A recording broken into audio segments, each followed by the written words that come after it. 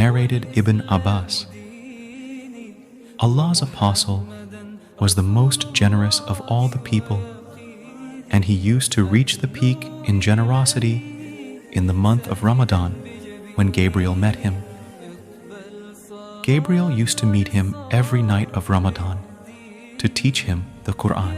Allah's apostle was the most generous person, even more generous than the strong, uncontrollable wind, in readiness and haste to do charitable deeds.